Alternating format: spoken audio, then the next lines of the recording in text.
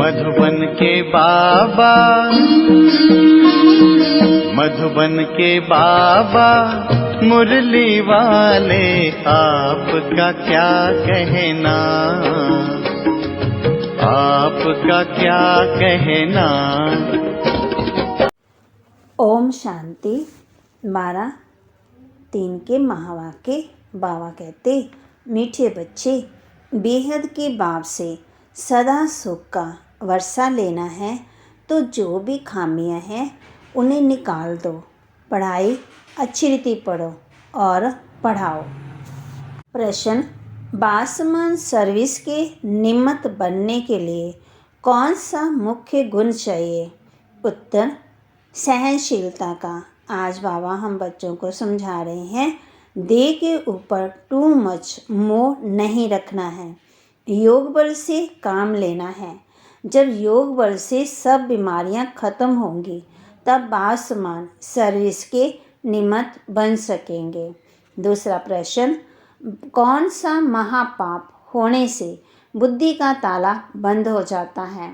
उत्तर, यदि बाप का बनकर बाप की निंदा कराते हैं, आज्ञाकारी वफादार बनने की बजाय किसी भी भूत के वशीभूत होकर के डिसर्विस करते हैं, कालापन नहीं छोड़ते, तो इस महापाप से बुद्धि का ताला लग जाता है। बाबा कहते फिर बुद्धि सही क्या है गलत क्या है उसको जज नहीं कर पाती है ना। फिर गीत, कौन आया मेरे मन के द्वारे, पायल की जनकार लिए। ओम शांति। भगवान आवाज, बच्चे जान चुके हैं कि निराकार जो पतित पावन ज्ञान का सागर है वह बैठ आत्मा को पढ़ाते हैं। शास्त्र आदि पढ़ना ये सब भक्ति मार्ग, सच्चु त्रेता में कोई पढ़ते नहीं। द्वापर से लेकर मनुष्य ही पढ़ते रहते हैं। मनुष्यों ने ही शास्त्र बनाए, भगवान ने नहीं बनाए हैं। ना कोई व्यास भगवान है, व्यास तो मनुष्य था। निराकार परमपिता परमात्मा को सभी याद करते हैं। भूल सिर्फ ये की है जो गीता का भगवान श्री कृष्ण को समझ लिया है। बात समझाते हैं, ज्ञान का सागर मैं हूँ, ना कि श्री कृष्ण।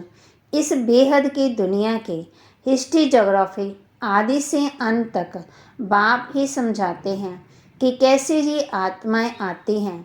मूल वतन, सूक्ष्म वतन और ये है स्थूल वतन।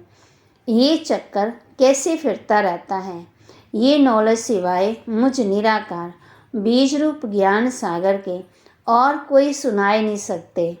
फिर जब भक्ति मार्ग शुरू होता है तो भक्त ही बैठ ये शास्त्र आदि बनाते हैं। ये शास्त्र तो फिर भी बनने हैं, ऐसे नहीं कि ये बनना बंद हो जाएंगे। भारत का असल आदि सनातन धर्म है देवी देवता। सतयुग आदि में देवी देवताओं का राज्य था। भारतवासी अपने धर्म को भूल गए हैं, जो पावन थे अब वे पतित बन गए हैं। इसलिए भगवान कहते हैं, मैं आकर के तुमको पतित मनुष्य से पावन देवता बनाता हूँ। तुम भी जानते हो देवता बनने के लिए हम पढ़ रहे हैं।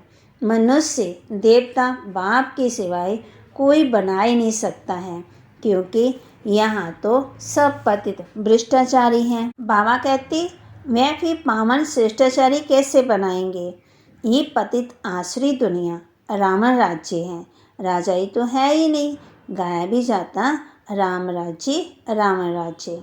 भगवान आकर के राम राज्य की स्थापना करते हैं, कहते भी है ना, हे भगवान गीता का ज्ञान फिर से आकर के सुनाओ। कृष्ण तो नहीं सुनाएंगे। अब तुम बच्चे समझते हो कि हमको कोई मनुष्य नहीं पढ़ाते हैं, मनुष्य की आत्मा सब पढ़ते हैं। पढ़ाने वाला निराकार भगवान है। क्या बनाते हैं? मनुष्य देवता। ये है एम ऑब्जेक्ट। स्कूल में एम ऑब्जेक्ट के सिवाय कोई क्या पढ़ सकेंगे? तुम बच्चों की बुद्धि में है कि हम फिर से मनुष्य देवता बनने आए हैं। पढ़ाने वाले को पूरा जानना चाहिए। उनका नाम है शिव, शारीरिक नाम तो है ही नहीं है। और पढ़ाने वाली होती है आत्माएं, जो अपने अपने शरीर द्वारा पढ़ाती हैं। हर एक को अपना अपना शरीर है। ये एक ही परमपिता परमात्मा है जो कहते हैं मुझे अपना शरीर नहीं है, मैं इनका आधार लेता हूँ। इनकी आत्मा भी पड़ती है जो पहले नंबर में देवता बनती हैं। बाबा कहते जो न्यू मैन था वही पुराना हो गया। कृष्ण है सबसे पहला न्यू मैन, फिर 84 जन्मों के बाद आकर के ब्रह्मा बना। ये अपने जन्मों को नहीं जानते, इसलिए मैं बैठ सुनाता हूँ। बाबा कहते पहले जन्म में ये श्री कृष्ण था, फिर जन्म लेते लेते पतित बन गया।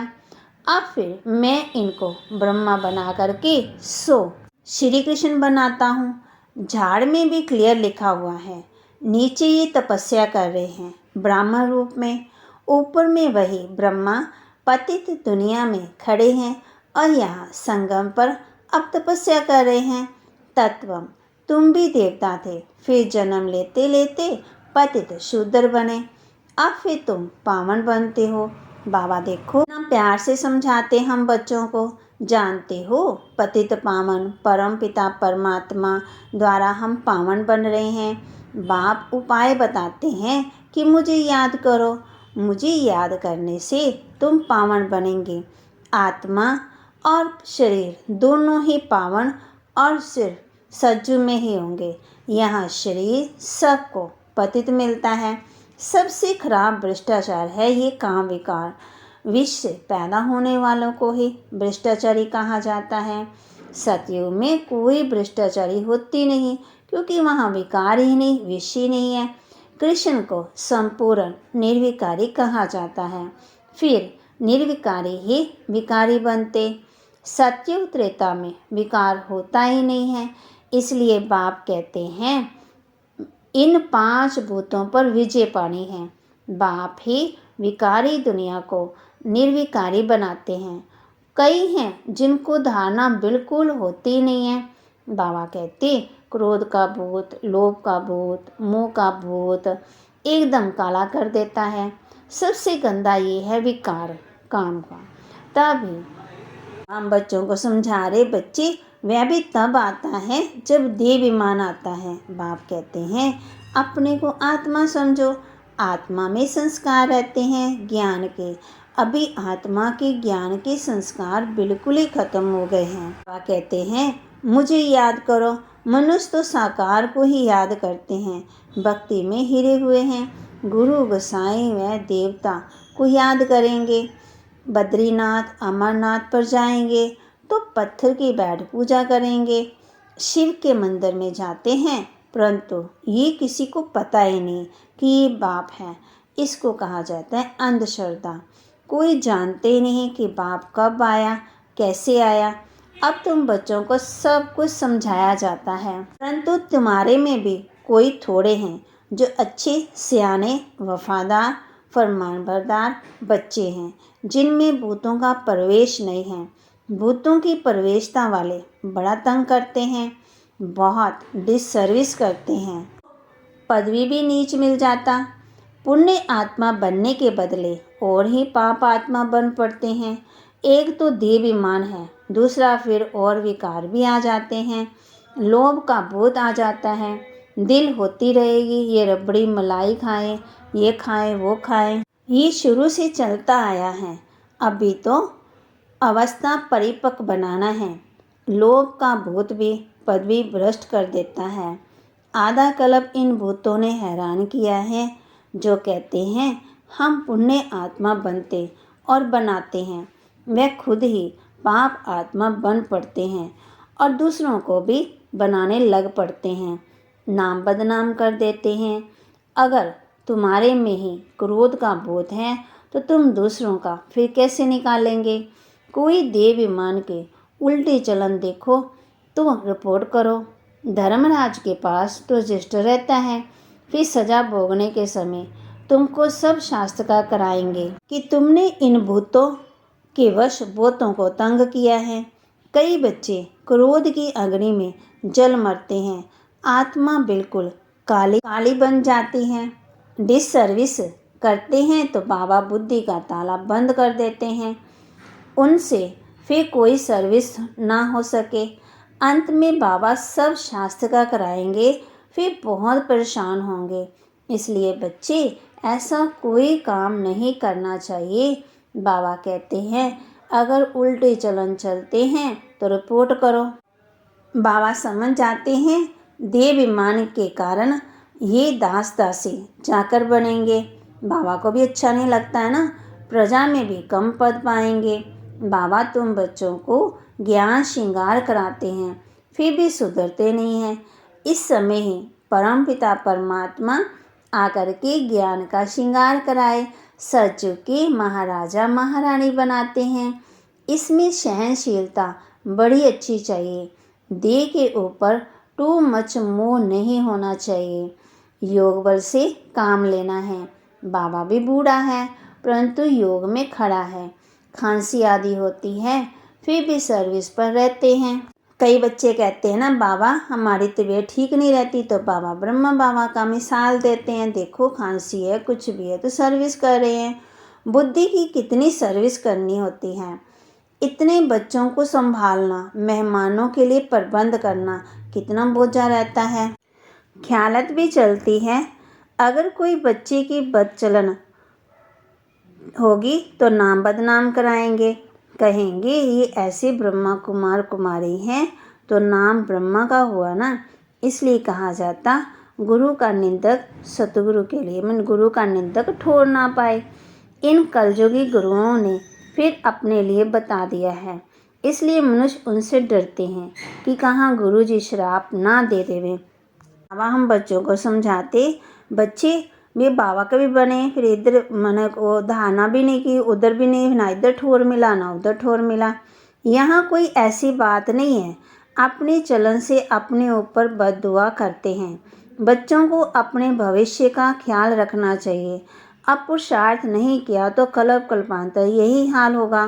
बाप कितना अच्छी रीति समझाते हैं, फिर भी कई हैं जो कालापन छोड़ते नहीं, फिर टूट पड़ते हैं अथवा मरकर जहन्नुम में गिर जाते हैं, पढ़ाई छोड़ देते हैं। कोई तो बच्चे अच्छे चलते हैं, कोई तो ईश्वरीय जन्म लेकर के 8-10 वर्ष के बाद भी मर पड़ते हैं अथवा फारगति दे देते हैं। लौकिक बाप भी सपूत बच्चों को देख खुश होते हैं, फिर भी नंबरवार तो है।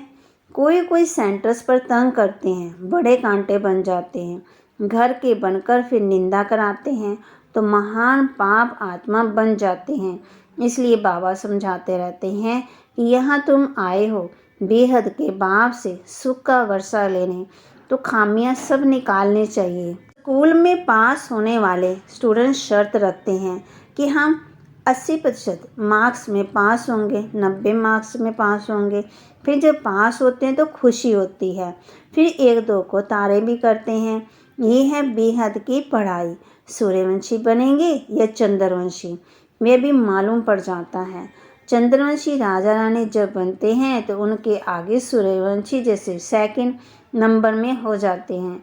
राम सीता का जब राज्य चलता है तो लक्ष्मी नारायण छोटे हो जाते हैं, सूर्यवंशी नाम ही खत्म हो जाता है। ये नॉलेज बड़ी रमणीक है। धारणा अच्छी होगी उनको होगी जो श्रीमत पर चलेंगे, वही फिर ऊंच पद पा सकेंगे। शिव बाबा का भक्ति मार्ग में भी पाठ है और ज्ञान मार्ग में भी पाठ है। शंकर का काम है सिर्फ विनाश का, उनका क्या वर्णन करेंगे। शिव बाबा का और ब्रह्मा बाबा का तो बहुत वर्णन है। 84 के चक्कर में सबसे नंबर 1 पाठ है बाबा का। उन्होंने फिर शिव शंकर को मिला दिया।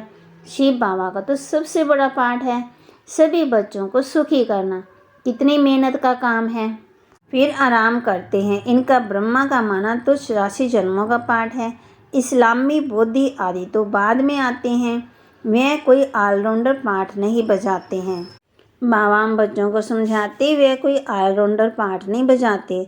ऑलराउंडर पाठ वालों को सुख मिलता है। हम ही स्वर्ग के मालिक बन जाते हैं। भारत स्वर्ग कहलाता है। खुशी कितनी होती है।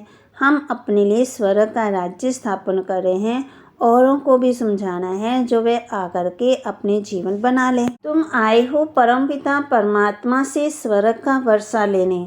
बुद्धि में अगर एम ऑब्जेक्ट नहीं होगी तो बाकी यहाँ बैठ क्या करेंगे। ब्राह्मण है ब्रह्मा की मुख वंशावली, बेहद का बाप बेहद के बच्चे लेते हैं। कितने ढेर बच्चे हैं। ब्रह्मा का बनने बिगड़ शिव बाबा से वर्षा नहीं ले सकते। भारत श्रेष्ठाचारी था, वहाँ कोई भूत नहीं था। एक ही भूत है तो ब्रह्मचरी कहेंगे। भूतों को तो बिल्कुल भगाना है। बाबा को तो बहुत लिखत भेजते हैं, बाबा काम का भूत आया परंतु बच गए। बाबा कहते बच्चे तूफान तो बहुत आएंगे, परंतु कर्म इंद्रियों से कोई कर्म नहीं करना है, भूतों को भगाना है, नहीं तो सूर्यवंशी चंद्रवंशी बन नहीं सकेंगे। ध्यान में जाना भी अच्छा नहीं है क्योंकि माया बहुत प्रवेश हो जाती है। अच्छा, मीठे मीठे सिकिलते बच्चों प्रति माता पिता बाप दादा का याद प्यार और गुड मॉर्निंग। रूहानी बाप की रूहानी बच्चों को नमस्ते। रूहानी बच्चों की रूहानी बाप दादा को दिलवा जान सिकवा प्रेम से नमस्ते नमस्ते। ओम शांति। शुक्रिया बाबा। धारणा के लिए कर्म इंद्रियों से कोई भी कर्म नहीं करना है। ऐसी कोई चलन नहीं चलनी है जिससे अनेकों की बद्दुआएं निकले। अपने भविष्य का ख्याल रख, पुण्य कर्म करने हैं। दूसरा, अंदर जो भी कालापन है, देहाभिमान के कारण भूतों की प्रवेशता है, उन्हें निकाल देना है। ज्ञान से अच्छा श्रृंगार कर सपूत बच्चा बनना है। वरदान, बिजी रहने के सहज पुरुषार्थ द्वारा निरंतर योगी निरंतर सेवाधारी भव। बिजी रहने के सहज पुरुषार्थ द्वारा निरंतर योगी निरंतर सेवाधारी भव। ब्राह्मण जन्म है ही सदा सेवा के लिए। जितना सेवा में बिजी रहेंगे उतना सहज ही मायाजीत बनेंगे। इसलिए जरा भी बुद्धि को फुर्सत मिले तो सेवा में जुट जाओ। सेवा के सिवाय समय नहीं गवाओ। चाहे संकल्प से सेवा करो, चाहे वाणी से, चाहे कर्म से। अपने संपर्क और चलन द्वारा भी सेवा कर सकते हो। सेवा में बिजी रहना ही सहज पुरुषार्थ है। बिजी रहेंगे तो युद्ध से छूट निरंतर योगी निरंतर सेवाधारी बन जाएंगे। स्लोगन, आत्मा को सदा तंदुरुस्त रखना है तो खुशी की खुराक खाते रहो। आत्मा को सदा तंदुरुस्त रखना है तो खुशी की खुराक खाते रहो। ओम शांति। और अब यह एक बहुत अच्छी वीडियो भी ज़रूर देखें।